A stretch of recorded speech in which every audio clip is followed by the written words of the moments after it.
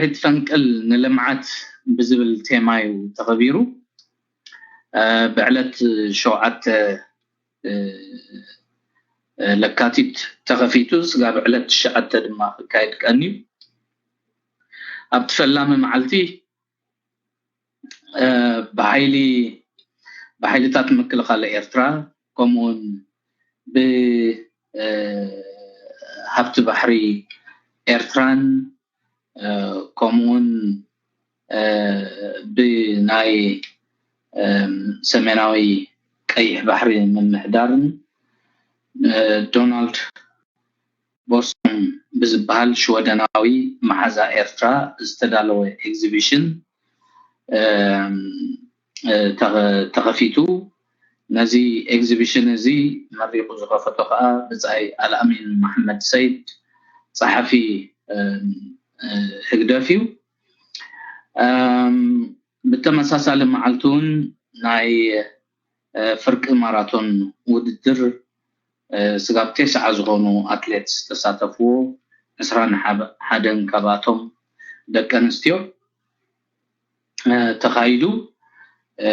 زي كاب إيرترا كاب إثيوبيا كاب دبوب السودان تنزانيا زموتو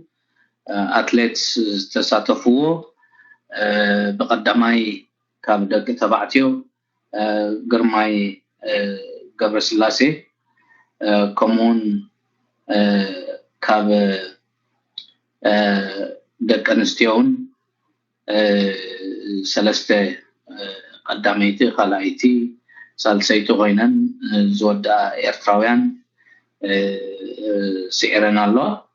سلازي بحفشا تي ناي سرحيت فنقل صنبل ابتقالاي معلتو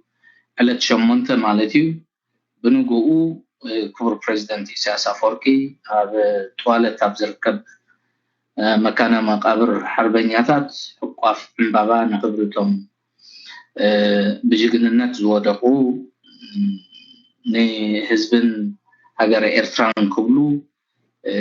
تازلاتهم زي تتكا هيوت كفيلهم زحلفو جدانو أمبيرو بزيكو جنرال فيليبوس ولد يوهانس أزازي حيلتات إيرترا كمون بصاي الامين محمد سيد وانا صحفي هقدف ويزرو تخا تصفى ميكائيل قد منبر حماده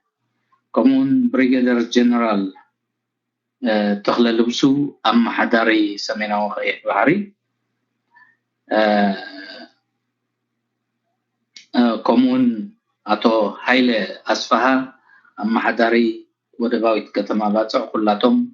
حقاف عندابان خبرتهم أبصر عيد فنقل زودقو الجاقام أمبيرهم سلازي بحفشا تي بعل أزيو وقوع بزغون منفس كخبر كأنيو بعلت تشعات لكاتي تسنبت دما تزازيمو مالتي سلازي دحريو ناي كبر بريزيدنت إسياس أفوركي قال محتت كلت خفالات مس تي في ارن مس دمص حفاش إيرتران كايدو إنا قنر امسينا سلازي كبر بريزيدنت إسياس أفوركي ناتي علة سنبت زكايدو خلاي كفال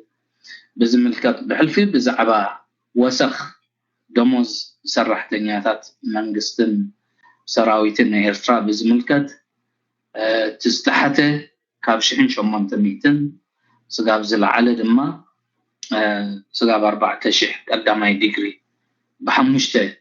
مساللات زقومه وي دما حمشته سكيلز زلو قوينو ني أقلقلوت زمن أقلقلوتهم ويكا قدمنا نتمهرتهم ناي تمرت درجهم بزمل قدمنا ببقوانو من محياش كقبر مغانو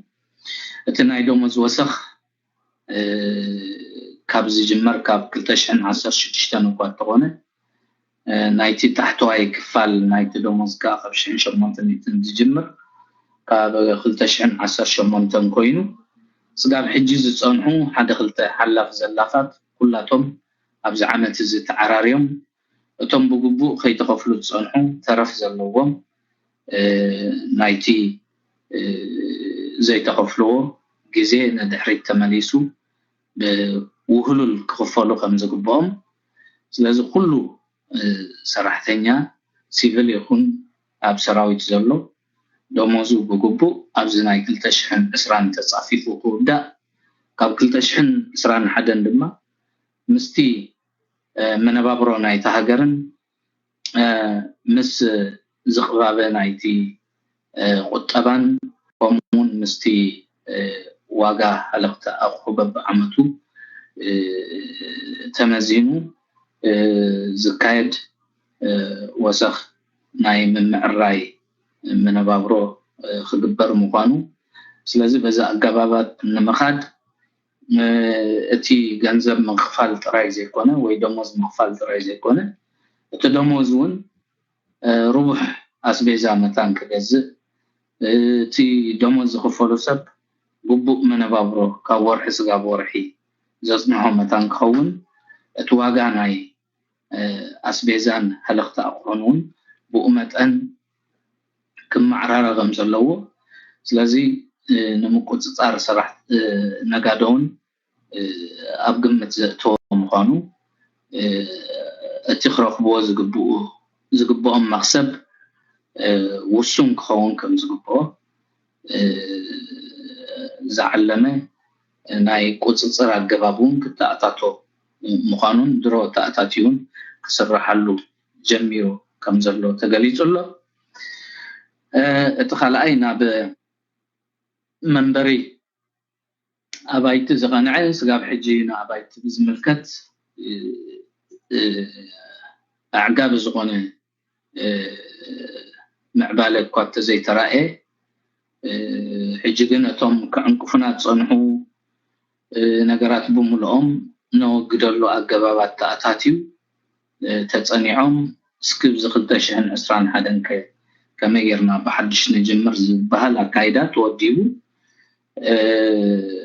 ከምቲ ናይ ቅድሚ ሕጂ ግን ምናልባት እንቅፋታት ከየጋጥም ዝንዝን እዩ ከይተባህለ ኣብዚ 2020 ቶም ስጋብ ሕጂ ተጀሚሮም ፀንሑ ከም ዝጻፈፉ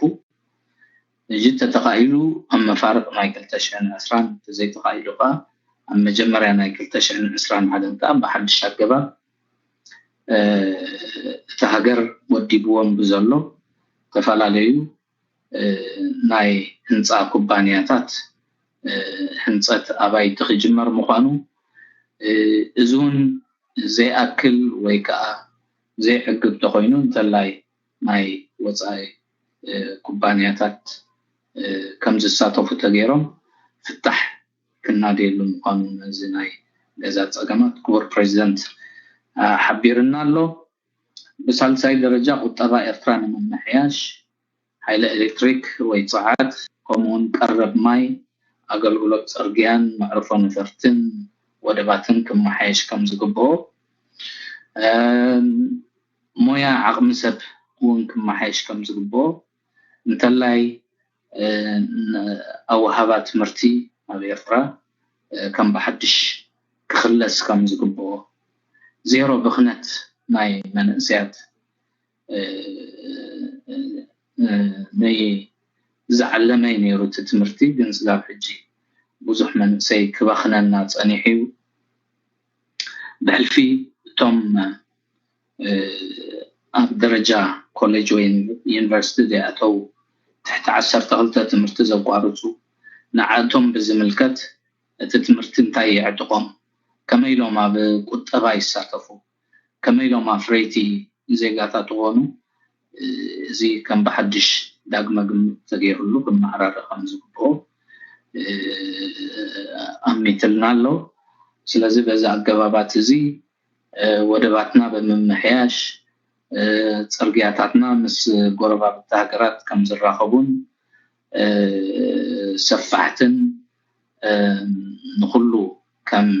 ዘገልግሉ በመግባር ዳግማይ ይተዓራረዩ ከም ዘለው ጻዓትን ማይን ብዝምልከት ድማ በቀጻሊ ገምጋም እንዳተገብረሉ ንምምሕያሹ በትዘሎ ስጋብ ሕጂ አካይዳታት ጥራይ ዘይኮነ እንተላይ ሓደስቲ ምርጫታት እንተላይ ካብ ካልኦት ሃገራት ናይ ምትእትታው ሕልፍ ንረክብ ኤሌክትሪክ ዝምልከት ስጋብ ዝኸይድ ስጉምቲ ተወሲዱ መፍትሕ ንክግበሮ ክቡር ፕሬዚደንት ገሊጹ ኣሎ ስለዚ ብዚኦም ዘተኮረ ነይሩ እቲ ካልእ ንኢትዮጵያ ዝምልከት